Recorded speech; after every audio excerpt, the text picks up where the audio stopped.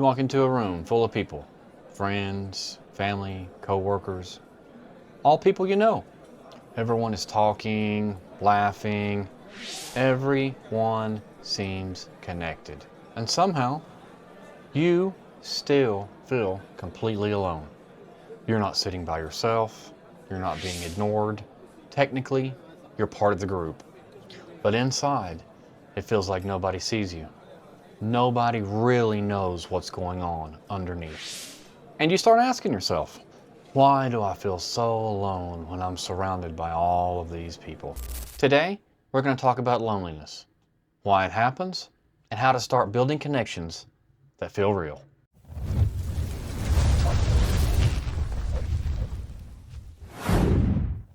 Loneliness isn't about being alone.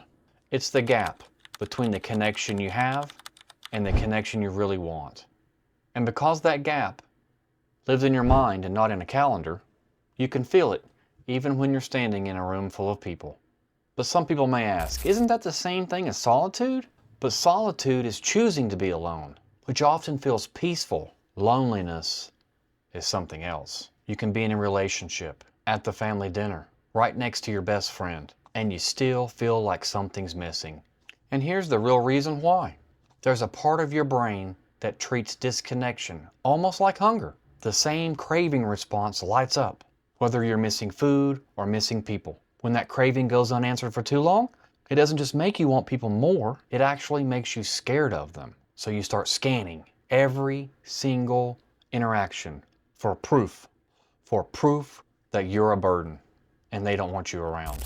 A slow reply, a quiet room, a joke that didn't land right, and you pull back just enough to protect yourself. But here's the worst part. Pulling back is exactly what keeps you alone. The more you brace for rejection, the harder it is for real connection to get through, even when it's right there in front of you. And actually, this was never about how many people are around you. It's about whether your brain feels safe, seen, connected. Now, for how this would look in real life. Think about somebody walking into a party, smiling, laughing, nodding at the right moments. They knew almost everyone there. Drink in hand, conversation in front of them. From outside, this looks like it's exactly where they're supposed to be. But underneath, something else is going on. Every laugh gets measured. Every pause gets checked. Did that joke land? Or did I just make things really weird? Is she actually listening? Or just waiting her turn to talk? You're not scanning for danger. You're scanning for proof. Proof that you belong. Proof that someone actually wants you there. And the more you scan, the more you find evidence. A glance that didn't last long enough. A conversation that moved way too fast. By the time you leave, you're more tired than you were when you walked in. Not because you had a bad night, because you spent the whole night bracing instead of connecting. And that's the gap. A room full of people who like you, and a brain that still won't let you feel it. Now, let's think about someone whose phone, a phone that never stops. Group chat, reaction emojis, happy birthday texts, a constant low hum of contact. On paper, this person has more contacts than anybody they know. People check in, people reply, nobody's ignoring them. But notice what's actually being said. How's it going? LOL, same. Maybe we should hang out soon. Round after round after round of messages that never go any deeper than just the surface.